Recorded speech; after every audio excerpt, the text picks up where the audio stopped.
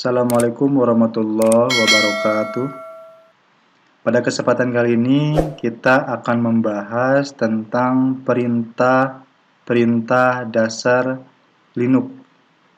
Ya, pada sistem operasi Linux kita akan akrab sekali dengan perintah-perintah atau command.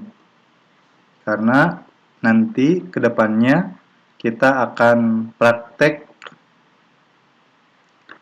menggunakan sistem operasi Debian yang berbasis teks. Jadi semuanya itu menggunakan baris perintah Linux. Kita lanjutkan. Selanjutnya ini ada informasi untuk hierarki direktori di Linux. Jadi ini untuk home directory-nya root. Nah, di sini disusun atau berisi di dalamnya itu ada di beberapa direktori. Ya.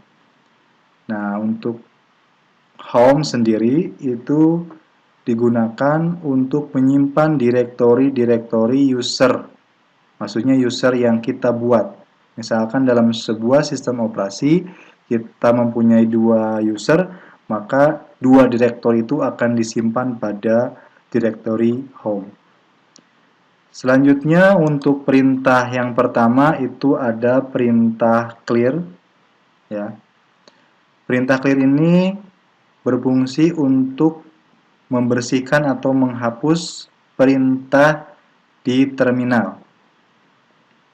Misalnya ketika kita mengetikkan banyak sintak, maka untuk merefresh terminal dengan clear dan muncul tampilan terminal seperti pertama kali dibuka. Kita praktekkan, kita start dulu Debian yang sudah kita install di virtual machine. Untuk praktek kali ini saya menggunakan VirtualBox ya sebagai virtual mesinnya. Ini menggunakan Debian 10.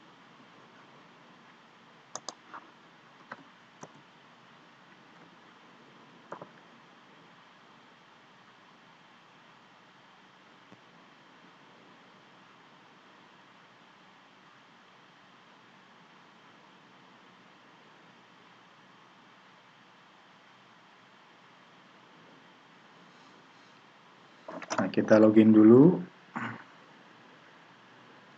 Kita langsung menggunakan super user saja. Nah, maksudnya yang perintah clear itu untuk menghapus seluruh sintak yang ada pada terminal. Kita clear. Nah, seperti ini ya. Jadi terminalnya menjadi clean. Jadi lebih leluasa kita mengetikkan komen-komen atau perintah-perintah yang lainnya. Selanjutnya yang kedua itu perintah waktu ya, untuk menampilkan waktu. Di sini ada date untuk tanggal sekarang. Terus ada melihat bulan di tahun tertentu ya. Terus yang ketiga itu untuk menampilkan kalender pada tahun ini. Ya. Kita akan praktekkan. Sini yang pertama itu date, menampilkan tanggal hari ini atau waktu hari ini. Terus ada melihat bulan di tahun tertentu. Terus menampilkan kalender pada tahun sekarang. Yang pertama kita perintah date-nya untuk menampilkan waktu sekarang. Ya. Terus kita akan menampilkan bulan. Contohnya bulan Agustus pada tahun 1945, kebetulan dengan hari kemerdekaan kita. Misalkan kita call bulan 8 tahun 1945. Nah, kita bisa tahu bahwa kemerdekaan Indonesia itu jatuh pada hari Jumat tanggal 17 Agustus tahun 1945. Selanjutnya, perintah untuk menampilkan tahun sekarang. Call in Y. Nah, ini kalender ya. Kalender secara penuh tahun 2020. 22. Itu ya, ada 3 perintah untuk waktu. Kita clear. Selanjutnya ada hostname. Jadi hostname itu nama komputer kita. Pada saat install kita diminta untuk memasukkan nama komputer yang akan kita gunakan. Nah, kebetulan di sini nama komputernya tuh awal. Untuk menampilkannya kita ketikkan hostname. Nah, dan kita juga bisa merubah hostname ini dengan cara nano etc hostname. Nah, kita rubah menjadi Asep ya, nama awal saya, nama pertama. Kita simpan, Ctrl O, Enter, Ctrl X. Selanjutnya kita harus merestart atau mereboot terlebih dahulu sistem operasi kita, supaya konfigurasi yang sudah kita ketikkan tadi, perintahkan tadi bisa bekerja. Kita reboot dulu komputer kita.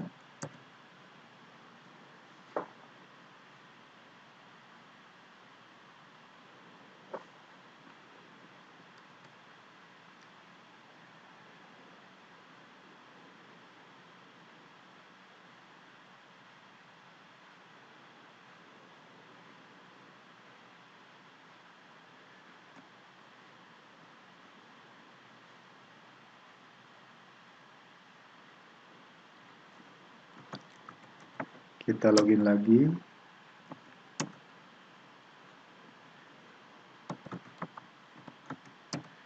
Nah, hostname-nya sudah berubah ya, menjadi Asep. Kita tampilkan.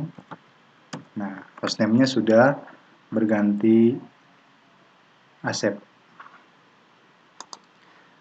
Selanjutnya, ini untuk mencetak ya semua pengguna yang sedang login untuk AMI mencetak pengguna saat ini. Jadi yang tadi itu untuk mencetak daftar pengguna yang sedang login.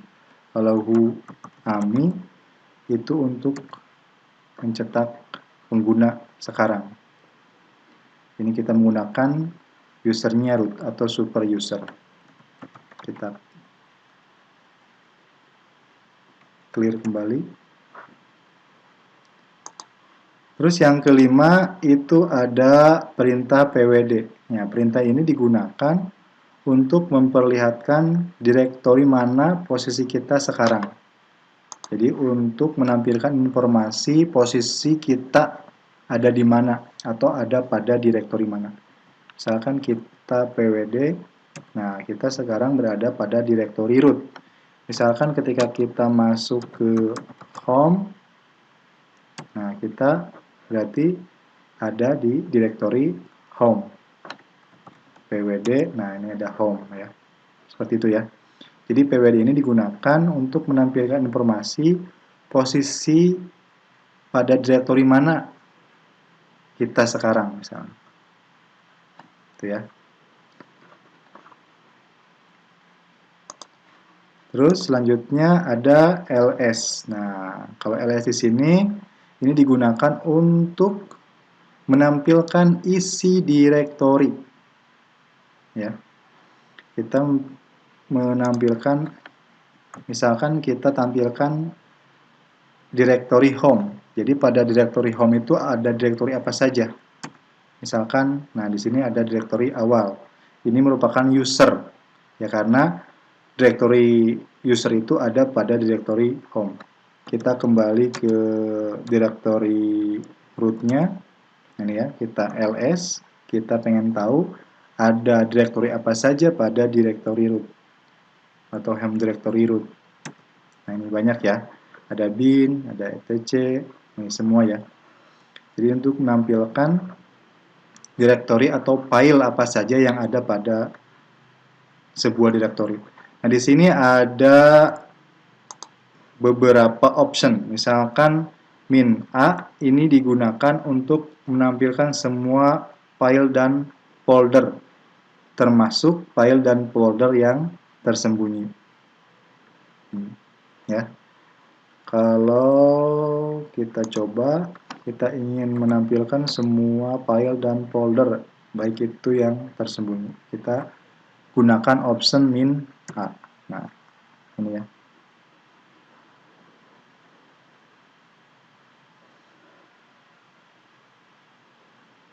Terus ada lagi option min R. Ini membuat semua file yang ada di subdirectory. Jadi menampilkan semua file yang ada pada subdirectory. Misalkan tadi di home itu ada directory awal, maka kita akan menampilkan min R. Ini banyak ya.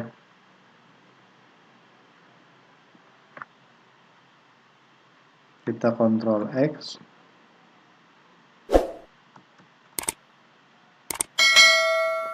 Ctrl C. Dan ls min R home aja. Nah, jadi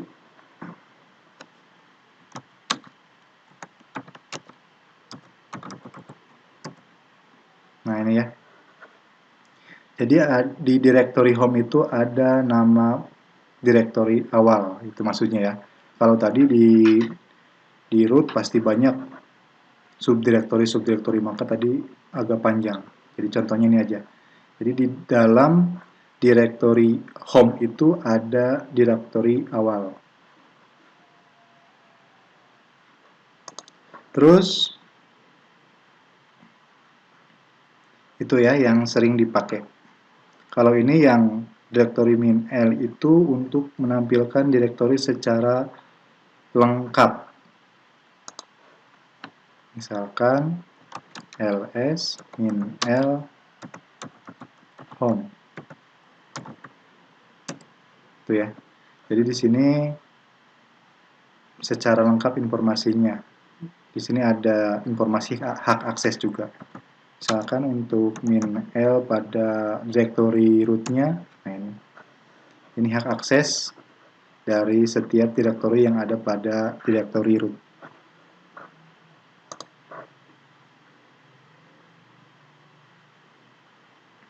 Ini min C, min D. Kalau min C itu menampilkan directory dengan output berbentuk kolom. Kalau min B menampilkan directory saja, isi directory tidak ditampilkan. Kalau min F menampilkan isi directory tanpa diurutkan. Min L, min 1 menampilkan isi directory dengan format satu directory per baris. Tapi yang sering digunakan itu min A, ls min R, sama ls min L. Atau bisa digabung, misalnya kita ls misalnya min AL ya, min AL directory home. Nah, ini ya.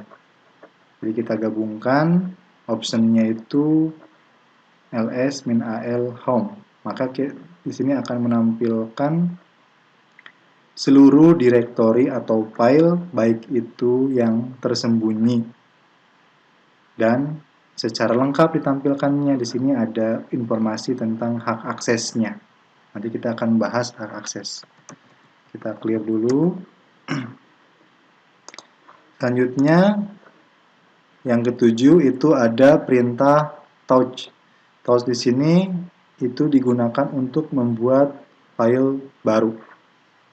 Misalnya kita akan membuat file baru data1.txt. Jadi data1.txt di directory root ya. Nah, kita ls. Nah, ini sudah ada ya data1.txt. Kita akan buat touch data2.txt. Kita ls lagi. Nah, di sini ada data1 dan data2.txt. Selanjutnya kita akan membuat toast data3.txt pada folder home. Bagaimana? Oke, kita akan tambahkan di sini home data3.txt.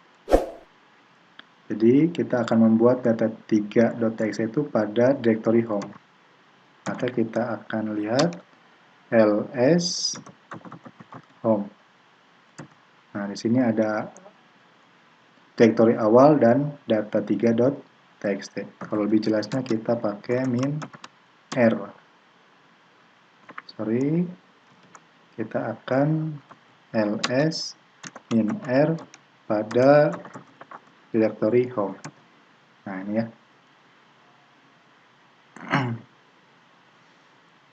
Clear dulu supaya ls min r directory home.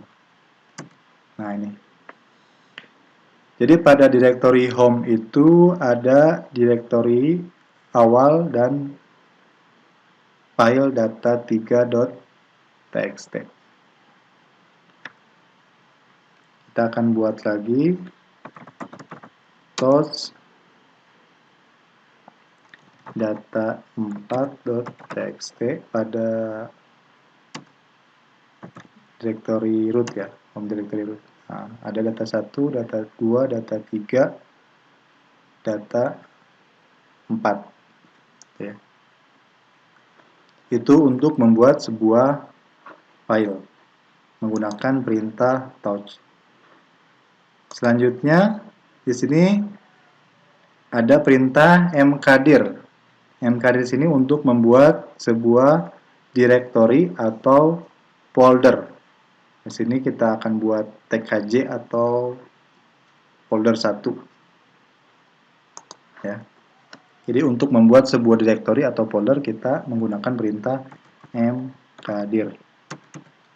Mkdir tkj1 misalnya.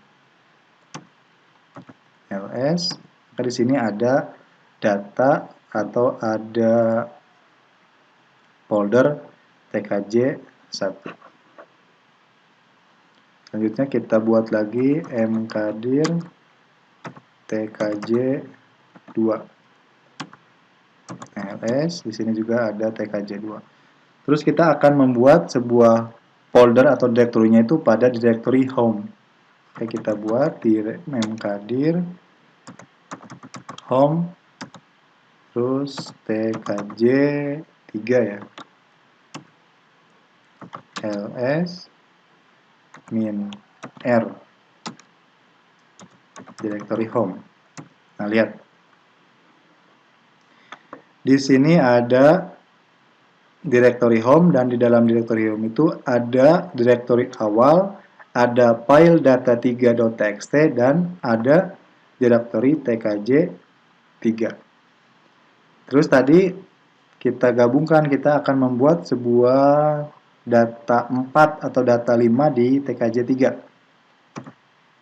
Kita touch, kita buat data 5 ya di folder tkj3. tkj3 terus data 5.txt. Nah, di sini kita akan membuat sebuah file data 5 di directory tkj3 yang ada pada directory home. Kita ls min r untuk directory home. Nah, ini ya. Jadi pada directory home ini ada directory awal, ada data3.txt, ada directory tkj.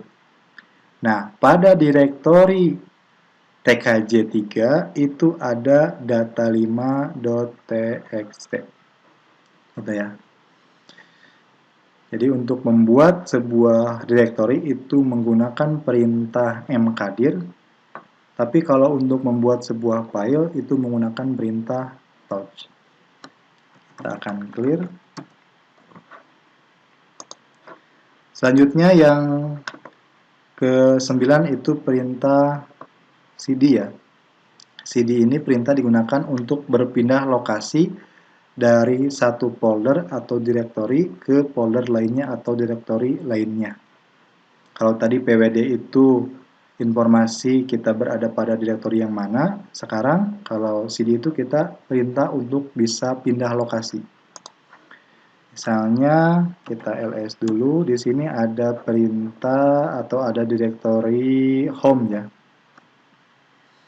Jadi untuk masuk ke direktori home, maka kita akan ketikkan home. Nah, kita di sini posisinya kita pwd, nah kita berada pada direktori home.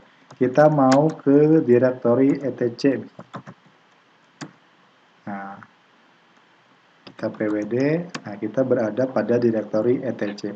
Atau kita mau lagi ke direktori home. Nah, di direktori home itu ada direktori tkj3. Jadi kita mau masuk ke direktori tkj3. Jadi di tkj3. Oh, cd tkj3. Ini ya. Kita sedang berada di direktori home tkj3 atau direktori tkj3 yang berada pada direktori home. Kita untuk direktori ke root atau home directory rootnya kita ke cd. Nah, ini kita kembali lagi ke direktori root ya. Selanjutnya kita misalnya mau masuk ke direktori tkj1. tkj1. Nah, kita sekarang berada pada direktori tkj1. Misalnya kita mau ke direktori tkj2. cd tkj2. Nah, kita berada pada direktori tkj2. Itu ya. Itu perintah cd. Terus kita mau print ke direktori lib. Ya, tinggal seperti ini. Kita mau lihat, nah seperti ini ya. Ini file dan direktori yang ada pada direktori lib. Kita kembali lagi ke direktori root. Itu ya, itu perintah cd. Jadi untuk berpindah lokasi dari folder satu ke folder lainnya. Selanjutnya ada perintah cp. cp di sini digunakan untuk menyalin sebuah berkas dan langsung bisa merename. Kita pindahkan dulu ya. Misalkan di sini cp-data1.txt kita mau pindahkan ke tkj data2.txt. Kalau di sini ya contohnya. Kita ls dulu. Nah, kita akan memindahkan atau mengcopy data1.txt ke tkj2 misalnya. cp data1.txt kita mau pindahkan ke tkj2. Nah, di sini kita bisa langsung merename, misalkan menjadi data copy ya, data cp.txt. Nah, kita ls yang ada di ls-r yang ada pada folder tkj2. tkj2. Nah, atau kita masuk dulu ke tkj2, cd tkj2.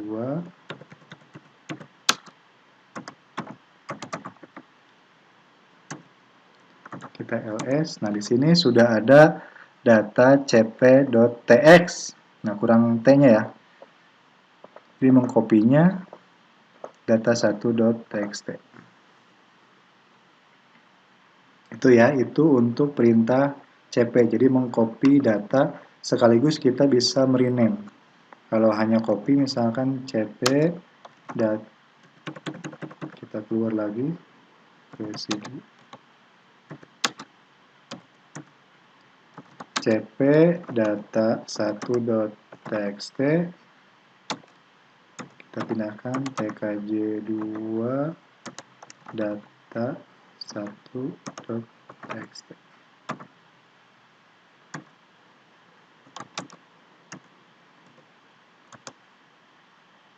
tkj2. Nah, ini ya. Jadi bisa merename ataupun kita tidak merename.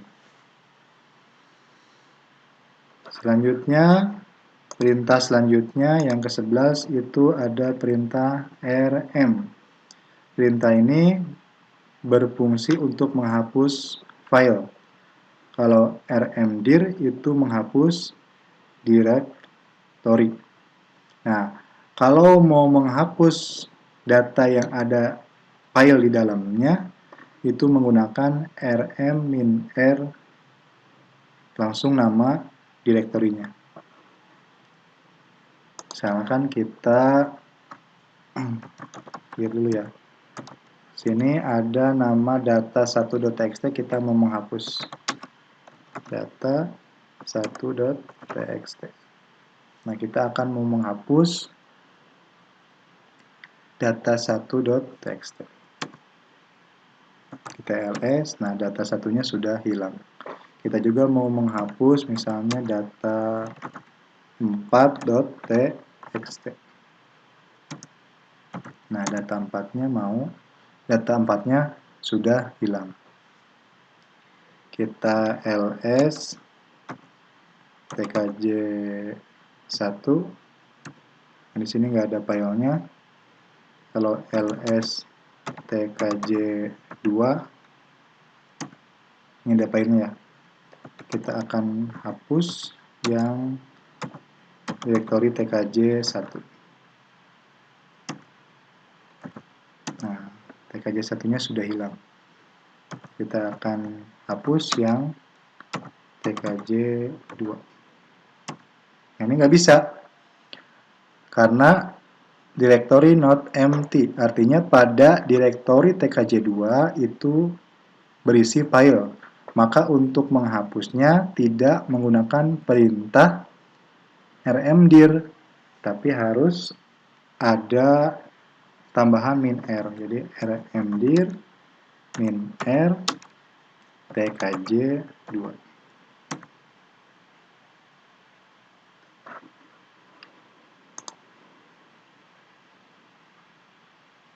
Oh sorry, rm, lupa, bukan rmdir ya, rm-r rm-r tkj2. Nah, folder tkj2-nya sudah hilang atau sudah terhapus. Itu ya. Itu fungsi untuk remove atau menghapus file menggunakan perintah rm. Kalau menghapus direktori yang kosong itu menggunakan rmdir. Untuk menghapus direktori yang ada file di dalamnya itu menggunakan rm-r. Nah, tadi sudah pernah dilakukan. Di sini kita akan membuat sebuah file dengan text editor nano ya. Ini nanti banyak digunakan untuk konfigurasi. Nah, di sini contohnya kita akan membuat sebuah file biodata.txt yang nanti di dalamnya kita akan membuat sebuah biodata singkat ya. Jadi kita buat file biodata.txt. Nah, di sini kita tulis nama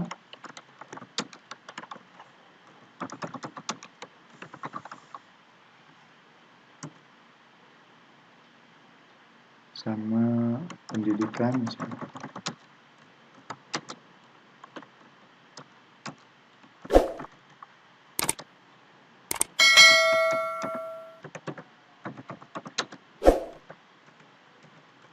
Nah, cukup ini ya. Kita Ctrl O, Enter, Ctrl X. Kita ls. Nah, di sini sudah ada biodata.txt atau file biodata.txt.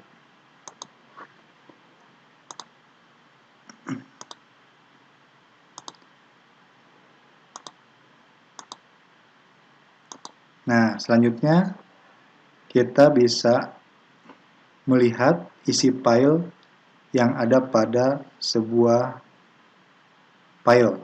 Misalnya tadi kita buat biodata.txt, maka kita akan menampilkan ke layar itu menggunakan perintah cat. Kita clear dulu, kita ls, kita akan menampilkan isi dari file biodata.txt. Cat biodata.txt.